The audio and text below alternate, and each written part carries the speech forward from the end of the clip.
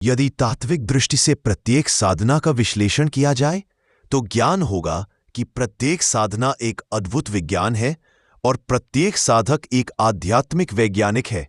यदि मेरे इस कथन की सत्यता और प्रामाणिकता को परखना है तो आपको मौनी बाबा के बारे में जानना चाहिए। विंध्याचल की पर्वतमालाओं तथा मां विंध्यवासिनी के मंदिर के निकट ही मौनी बाबा की गुफा थी। वहां वह अपने 2 शिष्यों के साथ मां गायत्री की अखंड साधना में लीन थे।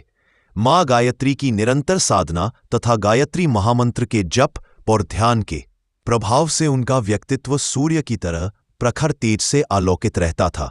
वह एक ऐसे सिद्ध साधक थे जिनके पास विभिन्न सिद्धियां और विभूतियां सजय उपलब्ध थी। उनकी ख्याति दूर दूर तक फैली हुई थी, किंतु वह स्वामी जी मौन व्रत के कारण किसी से बातचीत नहीं करते थे।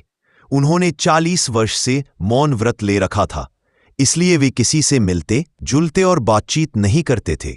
हमेशा मौन रहने के कारण ही लोगों ने उन्हें मौनी बाबा कहना शुरू कर दिया था। जब भी उन्हें किसी वस्तु की आवश्यकता होती थी, वे संकेत देकर या जमीन पर लिखकर समझा देते थे। वैसे बाबा जी की जरूरतें कुछ खास नहीं थी। 2 अंगोछा और लंगोटी में काम चला लेते थे। भोजन में नीम, बेल और तुलसी पत्र पीसकर खा लेते थे। उनका जीवन पूरी तरह से एक तपस्वी का जीवन था। बाबा जी मौन भले ही रहते थे, लेकिन सबकी मनोकामनाएं पूर्ण करते थे। जो भी उनके पास आया कभी निराश होकर नहीं लौटता था, इसलिए सभी की उनके प्रति अटूट श्रद्धा थी। बाबा बड़े ही शांत, सौम्य और दूरदर्शी स्वभाव के थे। सूर्य सा तेज उनके मुखमंडल पर हमेशा दीप्तिमान रहता था। जिनको बाबा के आशीर्वाद से लाभ होता वह दूसरों को बताते थे। इससे दिन प्रतिदिन उनकी गुफा पर लोगों की भीड़ बढ़ने लगी, जिससे उनकी साधना में विघ्न में पड़ने लगा। लोगों की समस्याओं का कोई अंत नहीं, और फिर यदि कुछ ऐसा मिल जाए कि मस्तक नवाओ और समाधान पाओ तो कौन चुकेगा। इसलिए बाबा जी ने नीचे वाली गुफा में अपने 2 शिष्यों को बिठा दिया और स्वयं ऊपर की गुफा में जाकर साधना करने लगे। मौनी बाबा के शिष्य भी कोई साधारण चेले तो थे नहीं। उन्हें भी बाबा जी की कृपा से सिद्धियां प्राप्त थी, इसलिए अब वही लोगों को आशीर्वाद देकर वहां से विदा कर देते थे। ज्यादातर लोग सांसारिक इच्छाओं की पूर्ति के लिए आते थे, इसलिए उन्हें उपयुक्त आशीर्वाद दे दिया जाता और वह संतोषपूर्वक वापस लौट जाते थे। मौनी बाबा जिस राज्य में रहते थे वहां का राजा निसंतान था। राजा स्वभाव से बड़ा ही दयालु, पराक्रमी और धर्मपरायण था। उस राज्य में सभी सुख और प्रेम पूर्वक रहते थे। राजा की तरह महारानी भी बड़ी ही धार्मिक स्वभाव की विदुषी थी। उन्हें दुख था तो केवल इस बात का कि उनके कोई संतान नहीं है। संतान प्राप्ति के लिए राजा और महारानी ने विभिन्न ज्योतिषियों द्वारा बताए गए कई व्रत और उपवास किए, किंतु आखिरकार उन्हें निराश ही होना पड़ा। संतान प्राप्ति की चिंता में राजा और महारानी नित्य निरंतर तिल किल जल रहे थे। तभी महारानी को किसी दासी ने मौनी बाबा के पास जाने को बोला। मौनी बाबा के चमत्कारों की कहानियां राजा और रानी दोनों ने सुन रखी थी, किंतु वह इतने निराश हो चुके थे कि अब उनमें कहीं आने जाने की इच्छा ही नहीं थी। किंतु महारानी कहाँ हार मानने वाली थी। रानी ने महाराज से मौनी बाबा के पास जाने की इच्छा व्यक्त की। पहले तो महाराज ने मना किया, किंतु फिर महारानी की बात रखने के लिए राजा ने फैसला किया कि मौनी बाबा को ही राज दरबार में बुला लिया जाए। जब यह बात रानी को पता चली तो उन्होंने महाराज के निर्णय का विरोध करते हुए कहा, महाराज, याचक दाता के पास जाता है, न कि दाता याचक के पास आए। रानी की बात तर्कसंगत थी, अतः राजा मौनी बाबा के पास जाने के लिए सहमत हो गए। राजा ने सेना सजाने के आदेश दिया। तब महारानी फिर बोली, महाराज, हम वहां कोई युद्ध करने या अपना वैभव दिखाने नहीं जा रहे हैं, बल्कि एक याचक की भांति कुछ मांगने जा रहे हैं, अतः हमें एक याचक के वेश में ही वहां जाना चाहिए। राजा रानी की इस बात से भी सहमत हो गया। दूसरे ही दिन दोनों मौनी बाबा के तपस्थान की ओर चल दिए। विंध्याचल में बसे उस तपस्थान का वातावरण बड़ा ही सुरम्य, शांत और मनोरम था। निकट ही झरनों का कल और पक्षियों की चहचहाहट मधुर संगीत बिखेर रही थी। वहां दर्शनार्थी बाबा के शिष्यों से आशीर्वाद लेकर जा रहे थे। राजा और रानी दोनों ने बाबा के शिष्यों को प्रणाम किया और वहां बैठ गए। कुछ देर बाद रानी ने बाबा के दर्शनों की अभिलाषा व्यक्त की। अब तक बाबा के इन दोनों शिष्यों के अलावा ऊपर वाली गुफा ने कोई नहीं गया था, लेकिन आज पता नहीं क्यों बाबा के शिष्यों ने इन्हें नहीं रोका। राजा और रानी दोनों ने गुफा में प्रवेश कर गए। गुफा में बाबा के तप और शांति का अनुपम तेज बिखरा हुआ था। राजा ने इससे पहले ऐसा महान तपस्वी अब तक नहीं देखा था। रानी तो बाबा को देखते ही स्तब्ध रह गईं। दोनों ने बाबा को दंडवत प्रणाम किया। बाबा ने अपना दाहिना हाथ उठा दिया। उन्होंने सोचा शायद बाबा मौन तोड़ेंगे, लेकिन बाबा कुछ नहीं बोले। वह काफी देर वहां बैठे रहे, लेकिन बाबा ने तो मौन व्रत धारण कर रखा था। राजा तो प्रतिदिन वहां नहीं आ सकता था, लेकिन उन्होंने रानी को मौनी बाबा के पास जाने की अनुमति दे दी। रानी प्रतिदिन बाबा की तपस्थली पर जाती थी और वहां आसपास साफ सफाई करती थी। वह घंटों इस आस में बैठी रहती थी कि बाबा मौन तोड़ेंगे और मुझसे बात करेंगे। ऐसे ही दिन पर दिन बीतते गए और बरसात का मौसम आ गया। एक दिन खूब तेज बारिश हो रही थी। बिजली कड़की, बादल गरजे, आंधी और तूफान से भयावह वातावरण बना हुआ था। ऐसे में भी रानी अपने संकल्प से नहीं डिगी। वह पूरी तरह से भीग चुकी थी, लेकिन फिर भी वह बाबा की गुफा के पास पहुंच गई। पहाड़ों पर फिसलने के कारण कई जगह चोट भी आई थी, जिनसे रक्त बह रहा था। एक बार तो वह गहरी खाई में गिरते गिरते बची। इतना कष्ट होते हुए भी रानी की निष्ठा बाबा के प्रति बनी रही। कहते हैं इरादों के पक्के कभी नाकाम नहीं होते। यही रानी के साथ भी हुआ। रानी की ऐसी दयनीय दशा देख मौनी बाबा का हृदय करुणा से भर गया। उनका मौन टूटा और वह करुण स्वर में बोले, बेटी, तू क्यों इतना कष्ट सह रही है? आखिर तुझे क्या चाहिए? बोल बेटी, क्यों तू इस संकट काल में अपनी जान जोखिम में डालकर मेरी कुटिया तक आई है? बोल, तुझे क्या चाहिए? पहले तो रानी को विश्वास नहीं हुआ कि मौनी बाबा बोल उठे। वह खुशी से बाबा की ओर दौड़ पड़ी और उनके चरणों में प्रणाम करते हुए बोली, बाबा, मैं अभागिनी निसंतान हूं, मुझे संतान चाहिए। आपके दर से कोई निराश नहीं जाता बाबा, मुझे भी पुत्रवती होने का आशीर्वाद दीजिए।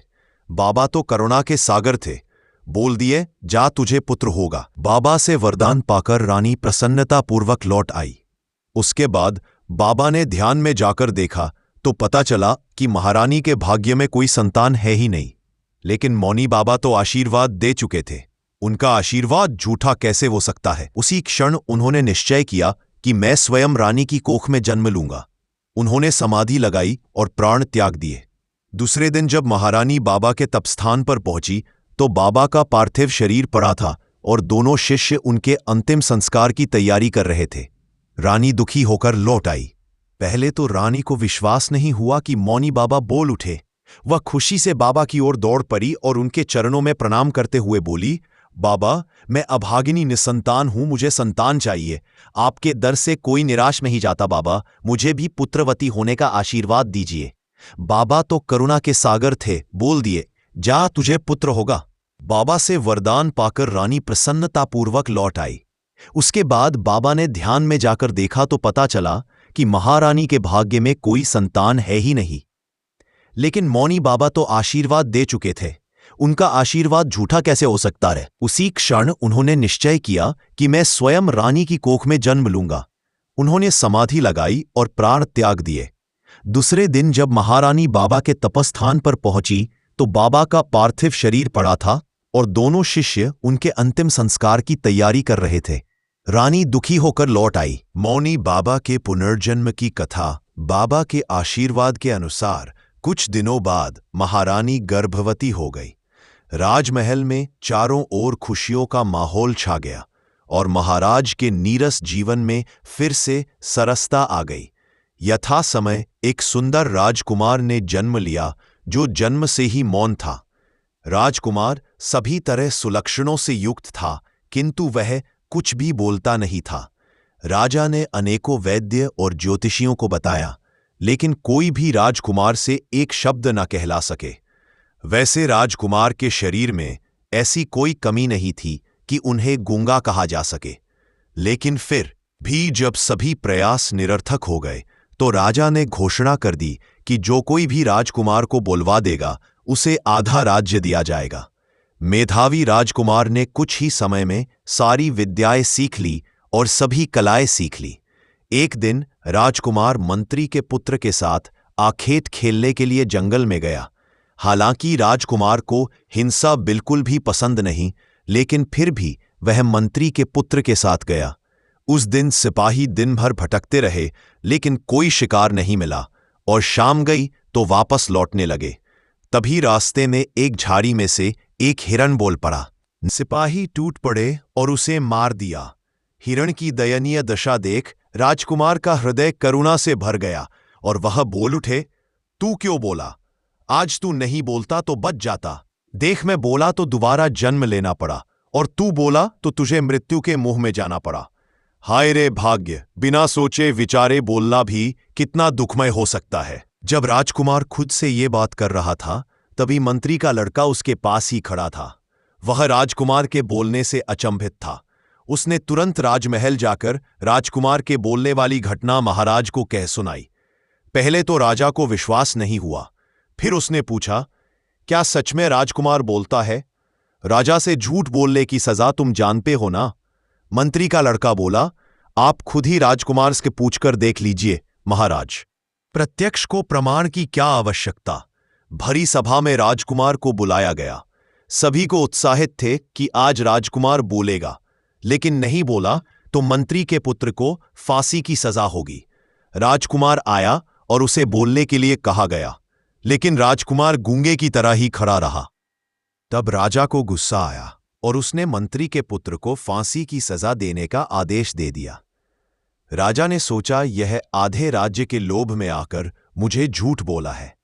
जल्लाद आया और मंत्री पुत्र को फांसी होने ही वाली थी कि राजकुमार चिल्ला पड़ा, छोड़ दो उसे। राजकुमार के ये शब्द सुनकर सभी के चेहरे खिल उठे। इसके बाद राजकुमार ने अपने पूर्व जन्म की बात बताई। राजकुमार बोला, राजन, मैं विंध्यांचल के पर्वतों में रहने वाला वही मौनी बाबा हूं जिसके पास आप और महारानी पुत्र प्राप्ति की कामना लेकर आए थे। रानी की श्रद्धा और निष्ठा देखकर मेरा हृदय करुणा से भर गया और मैंने उसको पुत्रवती होने का आशीर्वाद दे दिया। किंतु मुझे बाद में जात हुआ कि रानी के भाग्य में कोई संतान नहीं थी। इसलिए अपने आशीर्वाद को पूरा करने के लिए मुझ स्वयं को रानी की कोख से जन्म लेना पड़ा। अब रानी भी निसंतान होने के दुख से उबर गई है। अब मैं पुनः अपनी तप साधना करने जा रहा हूं। इतना कहकर राजकुमार वापस अपनी तपस्थली की ओर चल दिए। साधना की महिमा यदि समझना हो तो मौनी बाबा को समझ लो, जिन्होंने गायत्री साधना के लिए अपना सारा राज्य छोड़ दिया, जिन्होंने एक स्त्री की अभिलाषा पूर्ण करने के लिए स्वयं को एक जन्म तक न्यौछावर कर दिया। धन्य है वह संत और वह लोग जिन्हें ऐसे संत के दर्शन का सौभाग्य प्राप्त हुआ। मौनी बाबा को शत शत नमन।